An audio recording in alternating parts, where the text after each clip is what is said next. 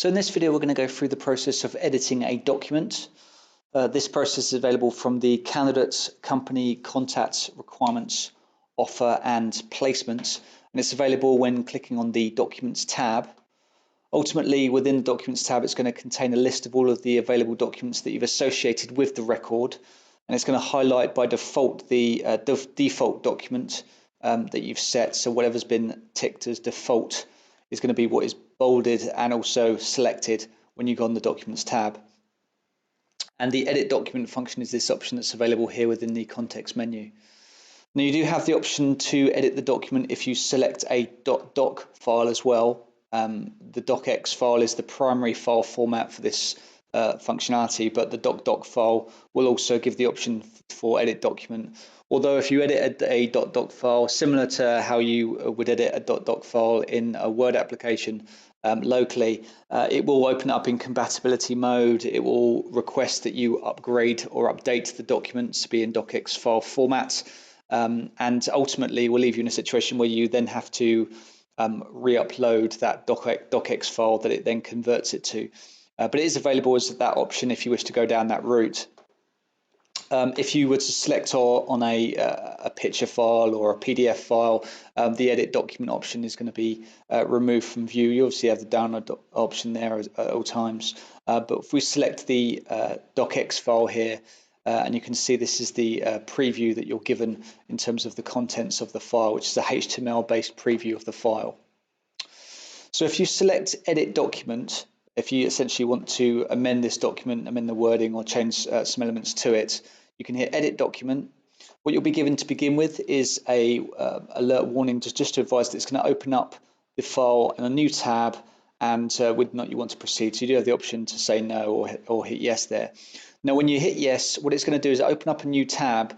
What it will also do is, in the background, it's downloading the file from blob storage, which is where it's basically stored when associated with the system itself. It's going to download that file into your local or your OneDrive, the temporary folder in your OneDrive. And then from there, you edit the file from within your OneDrive, and then a background service is running which uploads your amendments from your OneDrive back into blob storage where this data is being stored. So if I hit yes there, you'll see that a new tab is opened, and that essentially the details are then written into the tab, and you open up the file in Word Online.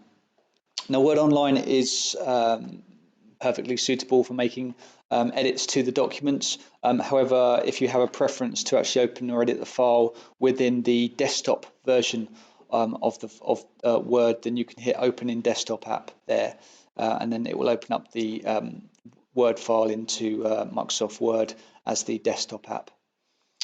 But ultimately what you're able to do is edit the file as normal. So obviously it's a normal Word file, so you can just make amendments as you need to. So what we'll do is just make a change here, update to text, let's say, just put it there.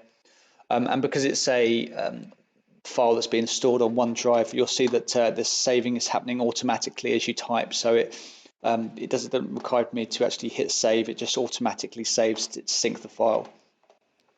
So I've made that change, and then I'll close down the file. It says all done, you can close this file down now. So we'll close that down.